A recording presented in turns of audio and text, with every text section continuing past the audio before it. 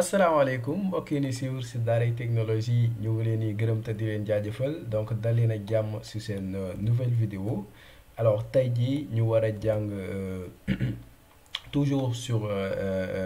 la propriété texte n'est-ce pas gis nañ text decoration gis nañ par exemple text align donc fii yokk naa fi ay dièse donc ñu di yaatal uniquement sur text align alors donc text align comme ni ma leen ko waxee woon donc benn propriété la boo xam ni dafay permettre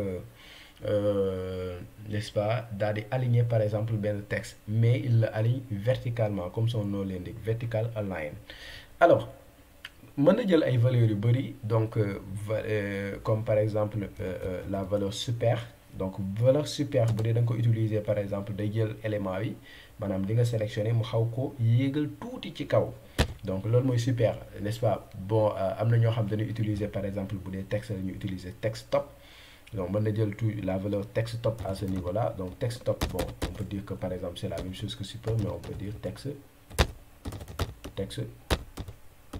top n'est-ce pas texte top par exemple day jël par exemple texte bi mu yóbbu ko ci kaw donc noonu mu amee texte top noonu la amee texte bottom n'est-ce pas yii nii ça s'applique uniquement par exemple bu dee da nga jël affaire bi nga yéegal ko ba utiliser texte top parfois ça dépend aussi si navigateur yi mën nga utiliser texte top du yéegal texte bi ci kaw mën nga utiliser aussi texte bottom du yéegal texte bi ci suuf bon je pense que donc au lieu de ça bon on va utiliser yi nga xam ne dafay marcher comme sup donc boo utiliser sup dafay wàcce par exemple texte bi un peu ci suuf super da koy yéegal n'est-ce pas sup da koy wàcce noonu la amee par exemple sup avec p n'est-ce pas sup avec p daf koy tolloole mu nekk ci digg par exemple bu doon da nga ko wàcce da nga koy yéegal ak super n'est-ce pas boo utiliser sup daf koy tolloole bu dee da nga ko wàcce ak sup boo utiliser sup daf koy tolloole aussi donc il y a aussi middle donc middle boo ko utiliser aussi comme sub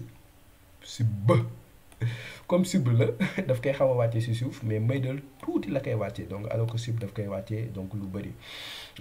am na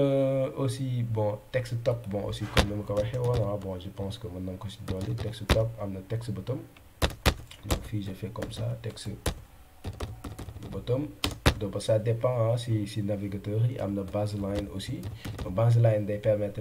jël texte bi doon daal di koy def ci digg bi mais lépp ci verticalement am na aussi donc top am na aussi je pense voilà top je pense voilà donc top day permettre tout simplement aussi bu dee affaire bi da nga ko utiliser nga yéegal ko ci kaw wala nga wàcce ko ci suuf mu aligné ko mu nekk ci digg bi li may wax nii yëpp xam naa ni c'est flou mais on va pratiquer ça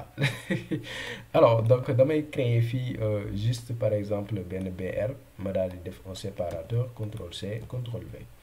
donc ma ñëw fii ma sélectionner ça donc CTRL C ma wàcc ci suuf CTRL V alors fii au lieu de text align dafay doon vertical align CTRL D ma ni vertical align alors donc ma créer le même paragraphe donc fii damay def CTRL C donc ma def CTRL V donc fii au lieu de texte ma def vertical alors je suis un paragraphe créé pour tester la propriété CSS vertical align donc toujours même chose n'est-ce pas ni ma ko defee woon damay dem donc ci CSS bi daal di sélectionner donc ma ñëw ci CSS bi je fais comme ça ma ñëw ci CSS bi fii vertical align dama naa ko sélectionner ma balise bi nga xam ne dafa am identifiant vertical align alors ginnaaw bi ma ko sélectionner bon dama bëgg par exemple en fait li ma bëgg mooy suis bi dama koy def ci benn span n'est-ce pas suis bi dama koy entourer par balise span par exemple suis bi laay bëgg di ko yéegal di ko wàcce léegi ma ni ko n'est-ce pas bépp balise P boo gis n'est-ce pas donc sélectionner ma balise span bi nekk ci biiram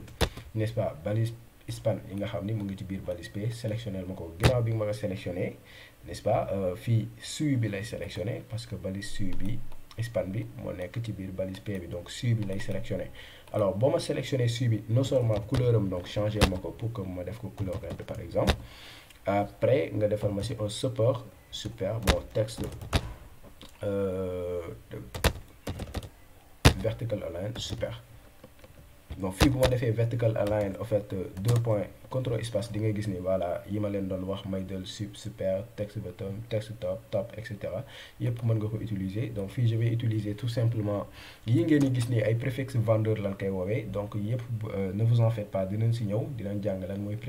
préfixe vendeur. Navigateur bu nekk dinaa leen wan lan mooy préfixe vendeur am. Donc fii vertical align dama naan ko tout simplement super. Alors mu ko waxee super da koy yéegal tuuti ci kaw day jël sui bi mu daal di koy yéegal un petit peu bu ma actualiser yéen a ngi gis par exemple sui bi tollootul ak kii bi n'est-ce pas xaw na yéegal tuuti par exemple sui bi n'est-ce pas. Donc loolu mooy super. Donc au lieu nga utiliser super bu la neexee nga utiliser sub mooy daf koy xaw a wàcce tuuti ci suuf n'est-ce pas. Donc bu ma utiliser sub contrôle R yéen a ngi gis ni mu ko wàccee. Donc au lieu nga utiliser sub mën nga utiliser par exemple baseline. Donc baseline bu ma defee contrôle R yéen a gis mu teg ko ci digg bi. Au lieu de baseline mënoon naa utiliser middle daf koy wàccee mais tuuti la koy wàccee ah yéen gis tuuti la koy wàccee alors que sub bu doon sub la sub daf koy wàccee bon sub moo gën a wàcce quoi voilà. Alors donc am na par exemple top mais bon fii bu ma defee top bi li ñu si doon xaar mooy mu yéegal ko mais fii du ko yéegal daf koy juste tolloole n'est-ce pas. Top bi ici day xool bu dee wàcc na par exemple mu tolloole ko bu dee yéeg na mu tolloole ko. Donc il y a je pense aussi bottom voilà. Donc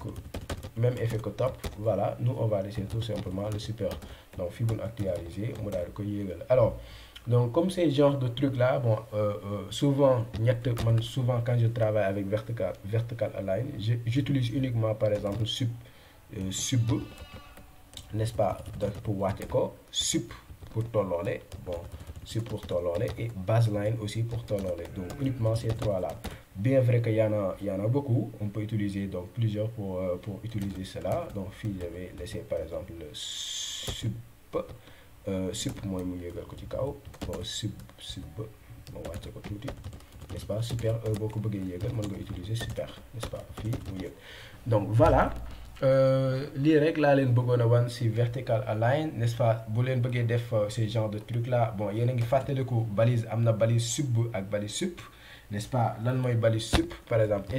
SUP moom mooy permettre defal par exemple exposant SUB moom moo doon permettre defal par exemple ay indice. Donc boo xoolee par exemple valeur yooyu noonu de vertical align sup ça revient au même par exemple même idée bi la quoi. Donc fii boo xoolee comme genre